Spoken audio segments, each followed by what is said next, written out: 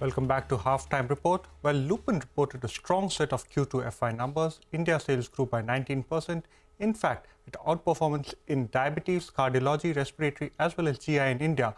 But US sales declined on a sequential basis. Our colleague Winnie Motiwala caught up with the top management of Lupin and began by asking about the quarter gone by and how they see growth in the Indian market. We are very optimistic on the India growth momentum, as you saw in the quarter. Very strong momentum, 40% above the market. If you look at the first half of the year, we grew 30% above the market, which has been our goal.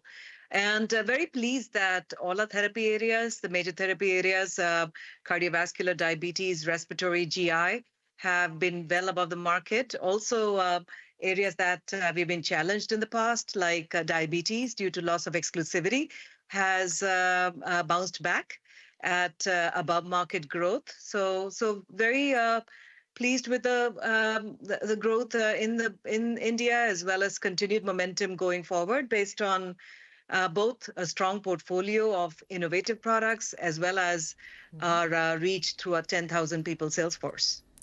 I just wanted to know, I wanted to know about the diabetic molecule India, the patent expiry, that is over now. I just wanted a clarification on that front.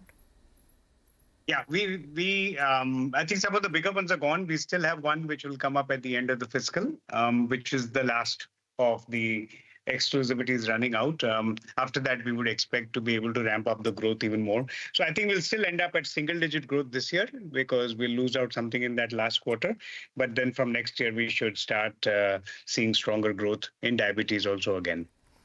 Okay, that's great to hear. Now, moving on, let's just talk about the US business. And Nilesh, US business, bit of a decline when you look at it sequentially, though it's still in the range with the company had guided last time as well. So not bad on that terms. But what was the impact on a sequential basis coming in for the US business? And was there still any price erosion coming in on a Supra front?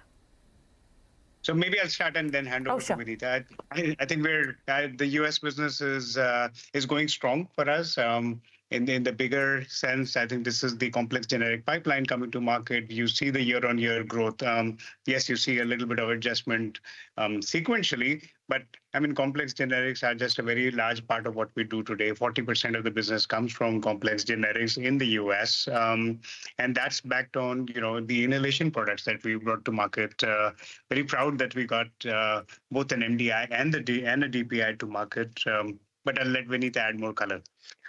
I'll just add that, while the business sequentially was a little bit down, it was primarily due to one phasing of launches. I mean, Mirabegron was launched in Q1, so you see some of that phasing.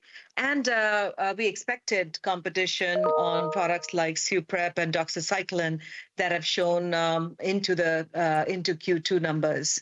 Having said that, I mean, a profitability quarter over quarter sequentially, as well as year over year, has been very strong.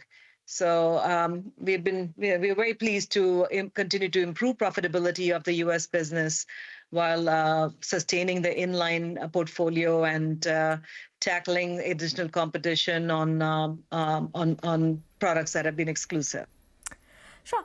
I just wanted one more thing, is the update on the latest in terms of the litigation that is going for Myabatric. What is the latest on that front?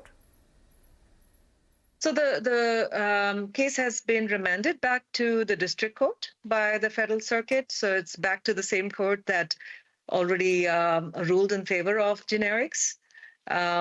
So we'll wait to see the outcome of the district court over the next year or so. But we continue to build on our position on Mirabegron. Okay, and then, we are waiting out for this result coming out on this front. But does that impact the FY25 outlook then? Because we had given the range of around $225 million to $200 million, something in that range for the US dollar revenue. What are we expecting on that front then? Yeah, we continue to maintain that, I think, $220 to $230 million a quarter range going forward for the US business on count of both the inline products, strong respiratory franchise, Mirabegron ramp up, We'll see some competition on products like albuterol and already started seeing on Suprep and doxycycline. We also have other new product launches that we have planned, some 4 or 5 launches in the second half. The generic Predfort, where we had CGT exclusivity that launched in October. And we hope to launch a couple of injectable drugs before the end of the fiscal, dalbavancin and hopefully glucagon as well. So it's been exciting new product launch trajectory for our US business. Sure, and just you mentioned a bit in albuterol, so I just wanted a word on that as well, because sequentially a bit of a decline in terms of market share. So what are we watching out for here, and what was the impact this time in terms of the market share loss of market share in albuterol? Yeah, so we haven't seen any material loss of share. I mean, there's always some phasing based on the prescription generation and the trade. Our albuterol revenues, units, and share has been fairly stable at the 20% plus. Couple of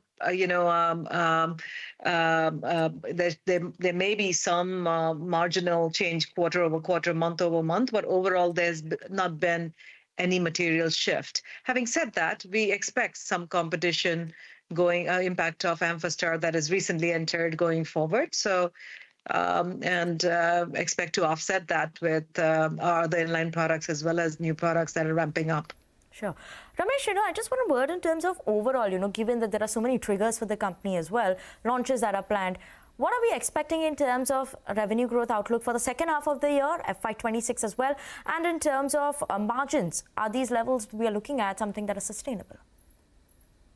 Firstly, on the growth, I think the trajectory will continue. So essentially, we would expect to grow a good double digit in the second half as well, vis-a-vis the previous year. Insofar as the margins are concerned, you would appreciate that it's been growing, quarter on quarter for the last 6 quarters, successive quarters, so to speak. But this is on the back of, in fact, a host of good launches, as well as, in fact, a tremendous focus on cost.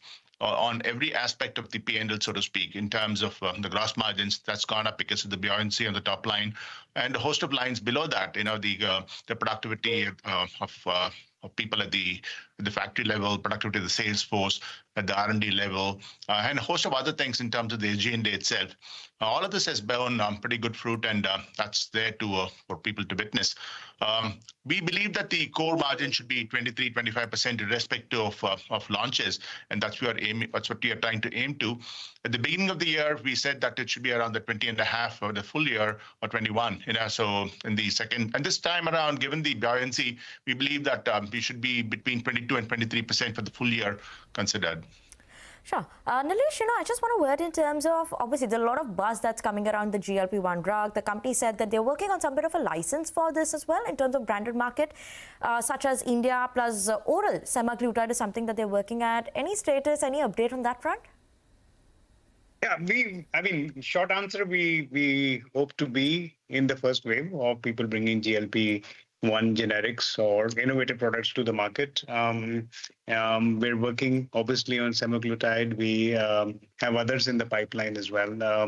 But likely in 2026, we should be able to bring the first of these products to the market. All right, so that's the management of Lupin. Let's take a short break, and as we do that, let's